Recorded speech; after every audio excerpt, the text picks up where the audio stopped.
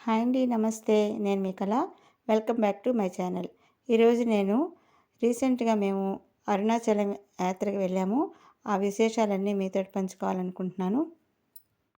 మన సబ్స్క్రైబర్స్ అందరికీ ఆ అరుణాచలేశ్వరుని యొక్క కరుణ, కృప, కటాక్షాలు నిండుగా ఉండాలని మరీ మరీ కోరుకుంటున్నానండి. అరుణాచలం గురించి ఒక ప్రత్యేక విశ్వాసం ఉందండి. అదేంటంటే అరుణాచలం పిలిస్తేనే వెళ్ళగలం. అంటే శివుని అనుగ్రహం లేకుండా ఈ క్షేత్ర దర్శనం కలగదని భక్తుల ప్రగాఢ విశ్వాసం. అరుణాచలంలో మనం ముఖ్యంగా దర్శించుకోవాల్సినవి అరుణాచలేశ్వర టెంపుల్, రమణాశ్రమం, విరూపాక్ష కేవ్, స్కందాశ్రమం, అష్టలింగాలు, గిరివలయ మార్గం ఇవన్నీ కూడా దర్శించుకోవాలండి. రమణ మహర్షి గారి గురించి తెలియని వారంటూ ఉండరు. ఆయన తన జీవితం అంతా కూడా అరుణాచలంలోనే గడిపారు. ఆయన మాటల్లో అరుణాచలం అనేది ఒక కొండ కాదు, అది స్వయంగా పరమశివుడే. ఇది ప్రధాన రాజగోపురం అండి. ఇది సుమారు 66 మీటర్లు 217 అడుగుల ఎత్తుతో దక్షిణ భారతదేశంలోని అతి పెద్దైన గోపురాలలో ఒకటి. ఈ ఆలయాన్ని అనేక రాజవంశాలు విస్తరించాయి. చోళులు, పాండ్యులు, హోయసాలులు, విజయనగర సామ్రాజ్యరాజుల్లో శ్రీకృష్ణదేవరాయల కాలంలో ఈ ఆలయం మరింత విస్తరించబడింది. ఈ ఆలయానికి 4 వైపులా కూడా పెద్ద పెద్ద రాజగోపురాలు ఉంటాయి. అరుణాచలేశ్వర ఆలయానికి సుమారు 1000 నుంచి 1500 సంవత్సరాల వరకు లిఖిత చరిత్ర ఉంది. అయితే క్షేత్రమహిమ పురాణాల ప్రకారం ఎంతో ప్రాచీనమైనది.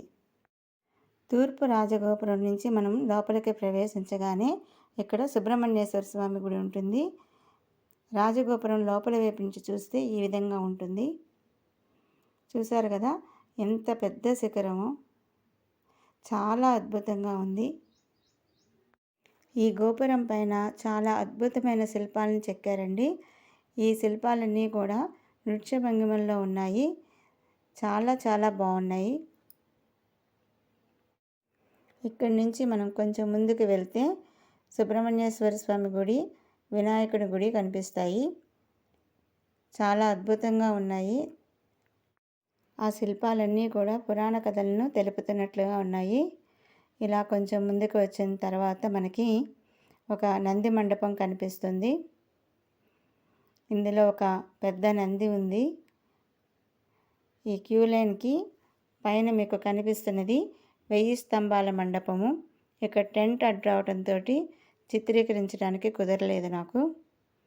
ఇక్కడి నుంచి మళ్ళీ మనము పాతాళ గంగ సన్నిధికి వస్తాము.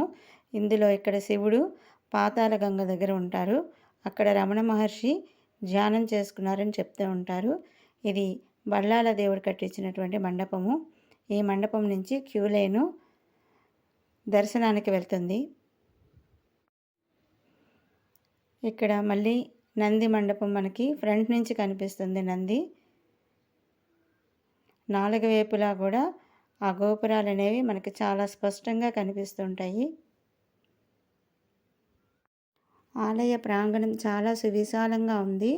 ఆలయం సుమారు 25 ఎకరాల విస్తీర్ణంలో ఉంది. ఈ ప్రధాన రాజగోపురం సుమారు 66 మీటర్లు అంటే 217 అడుగుల ఎత్తులో దక్షిణ భారతంలోని అతి ఎత్తైన గోపురాల్లో ఒకటిగా ఉన్నాయి. 4 పక్కల గోపురాలని మనం దర్శనానికి వెళ్ళేటప్పుడు దర్శించుకోవచ్చు. అరుణాచలాన్ని ఒక్కసారి స్మరిస్తే పుణ్యం కలుగుతుందని, అరుణాచల దర్శనం పాపాలను హరిస్తుందని విశ్వాసం. గిరి ప్రదక్షిణ వలనైతే విశేషమైన ఫలితాలు ఇస్తుందని భక్తులు బాగా నమ్ముతారండి. శైవ గ్రంథాల్లో అరుణాచల మహిమ గురించి జ్ఞానం, వైరాగ్యం, అంతరంగ శాంతి లభిస్తాయని చెప్తారు. ఈ అరుణాచలేశ్వరుడు పంచభూత లింగాలలో అగ్నిలింగం. అరుణాచల కొండ స్వయంగా పరమశివుని స్వరూపమే. అరుణ అంటే ఎరుపు లేదా జ్ఞాన కాంతి, అచలం అంటే కొండ. అందువల్ల అరుణాచలం అంటే జ్ఞాన జ్యోతి స్వరూపమైన కొండ అని అర్థం. ఇక్కడ నుంచి మనకి ధ్వజస్తంభం కనిపిస్తుంది. అంటే మరికొద్ది క్షణాల్లో మనము ఆ శివయ్య దర్శనం చేసుకోబోతున్నాము. ఈ ధ్వజస్తంభం పైన చిన్న నంది కూడా ఉంది. అది మీకు వీడియోలో కనిపించకపోవచ్చు, కానీ బయట మాత్రం చాలా స్పష్టంగా కనిపిస్తుంది, గమనించండి. ఇప్పుడు మనం ధ్వజస్తంభం దగ్గరికి వచ్చేసాము.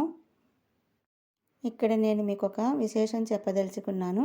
అదేమిటంటే పార్వతీదేవి తపస్సు. ఒకసారి పార్వతీదేవి సరదాగా శివుని 2 కళ్ళను మూసింది. దాంతో ప్రపంచమంతా చీకటిలో మునిగిపోయింది. ఆ తప్పుకు ప్రాయశ్చిత్తంగా పార్వతీదేవి అరుణాచలంలో ఘోర తపస్సు చేసింది. శివుడు ప్రత్యక్షమై ఆమెను తనలో సగంగా కలుపుకొని అర్ధనారీశ్వర రూపాన్ని ప్రసాదించాడని పురాణం చెప్తుంది.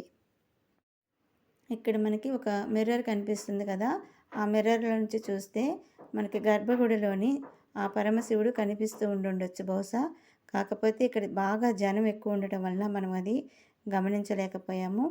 ఇలా క్యూ లైన్లో ముందుకు వెళ్తూ ఉంటే మనకి ఈ ఆలయం లోపల ఉన్నటువంటి ఈ స్తంభాలు, ఈ నందీశ్వరుడు చాలా అద్భుతంగా కనిపించారండి. ఆ నందీశ్వరునికి మెడలో ఉన్నటువంటి గంటలు కానీ మువ్వలు కానీ చాలా బాగా చెక్కారు. ఇక్కడి నుంచి ఫొటోస్ నాట్ అలౌడ్ అండి. అందువల్ల నేను గర్భగుడిలో ఆ శివయ్యని గూగుల్ నుంచి డౌన్లోడ్ చేసుకుని ఫోటో పెట్టాను. ఆ శివయ్య దర్శనం కలిగిన ఫీలింగ్ మనకి రావాలని చెప్పేసి వీడియోకి ఎడిట్ చేసుకున్నాను. శివయ్యని దర్శించుకున్నప్పుడు మనము కేవలం లింగాన్ని మాత్రమే కాకుండా అనంత జ్యోతి స్వరూపమైన పరమశివుని దర్శిస్తున్నామని భావించాలి. శివయ్య దర్శనమయ్యి బయటికి రాగానే మనకి ఇక్కడ ఉత్సవ విగ్రహాలు కనిపిస్తాయండి. ఆ తర్వాత ఉపాలయాలు ఉంటాయి లోపల. ఇవన్నీ దర్శనం చేసుకొని బయటికి రాగానే మనకి అమ్మవారి సన్నిధికి వెళ్తాము. అమ్మవారి దర్శనం కూడా జరుగుతుంది మనకి. ఈ ఆలయంలో శివుడితో పాటు అన్నామలై అమ్మన్ శరైన్ అమ్మవారు కూడా కొలువై ఉన్నారు. శివశక్తుల ఐక్యతకు ఈ క్షేత్రం గొప్ప ప్రతీకగా భావించబడుతుంది. మనం దర్శనమైన తర్వాత గిరి ప్రదక్షిణకు కూడా వెళ్తున్నాము. దీనినే గిరివలయం అని కూడా అంటారు. అరుణాచలం కొండ చుట్టూ సుమారు 14 కిలోమీటర్లు ఉంటుంది. ప్రదక్షిణ చేయడాన్ని గిరివలయం అంటారు. ఈ మార్గంలో మనకి 8 ముఖ్య లింగాలు కనిపిస్తాయి. అవి 1 ఇంద్రలింగం, 2 అగ్నిలింగం, 3 యమలింగం, 4 నైరుతిలింగం, 5 వరుణలింగం, 6 వాయులింగం, 7 కుబేరలింగం, 8 ఈశాన్యలింగం. దేవాలయం నుంచి బయటికి రాగానే మనకి ఫస్ట్ ఇంద్రలింగము కనిపిస్తుంది, ఆ తర్వాత అగ్నిలింగం. ఇప్పుడు మీరు చూస్తున్నది ఇది యమలింగం. ఈ గుళ్ళు కూడా చాలా బాగున్నాయండి. యమధర్మరాజు చేత ప్రతిష్ఠించబడిన లింగం కాబట్టి యమలింగం అని చెప్పారు. తర్వాత నైరుతి లింగం దగ్గరికి వెళ్తున్నాము. నైరుతి లింగం దగ్గర మనకు ఒక కోనేరు కూడా కనిపిస్తుంది. దాన్ని కూడా నేను వీడియో తీశాను. ఇది నైరుతి లింగము. అన్ని చోట్ల వీడియోలు తీయనివ్వలేదు. ఇదేనండి కోనేరు. ఈ కోనేరు కూడా చాలా బాగుంది, చూడండి. అక్కడి నుంచి మనము ఇది నైరుతి లింగం. అక్కడి నుంచి మనం ముందుకు వస్తే వరుణలింగం. వరుణలింగం నుంచి ఇంకొంచెం ముందుకు వెళ్తే మనకి వాయులింగం వస్తుంది. కొన్ని చోట్ల వీడియో తీసాం కానీ కొన్ని చోట్ల వీడియో తీయలేకపోయాము. వాయులింగం తర్వాత కుబేరలింగం దగ్గరికి వెళ్తున్నాము. మనకి మధ్యలోని ఈ గిరి అనేది చాలా చక్కగా కనిపిస్తుంది, చూడండి. ఈ గిరి చుట్టే మనము ప్రదక్షిణ చేస్తున్నాము. ఈ లింగాలన్నీ దర్శించుకుంటున్నాము. మేము అరుణాచలం తర్వాత వెల్లూరు వెళ్ళాల్సింది ఉంది. అందువల్ల మాకు సమయం చాలక కారులోనే ఈ లింగాలన్నీ కూడా దర్శించుకున్నాము. ఆటోలు కూడా ఉంటాయండి. ఆటోల్లో కూడా కొంతమంది ఇలానే వచ్చి చూస్తున్నారు. ఇది కుబేరలింగం. కుబేరుని చేత ప్రతిష్ఠించబడింది కుబేరలింగం. ఇక్కడ మేము కొంచెం సేపు ఆగి ఈ గిరిని వీడియో తీయటం జరిగింది.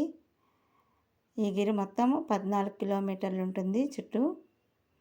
ఎర్రగా ఉందండి బాగా, అందుకనే అరుణాచలం అన్నారు. అరుణకాంతిలో ఉంటుంది కాబట్టి.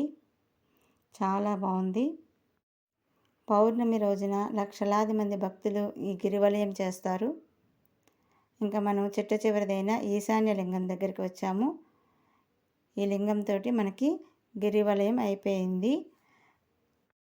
అరుణాచలంలో అత్యంత ప్రసిద్ధి చెందినటువంటి ఉత్సవం మరొకటి ఉందండి. అది కార్తీక దీపోత్సవం. కార్తీక మాసంలో జరిగే ఈ ఉత్సవంలో కొండ శిఖరంపై పెద్ద దీపాన్ని వెలిగిస్తారు.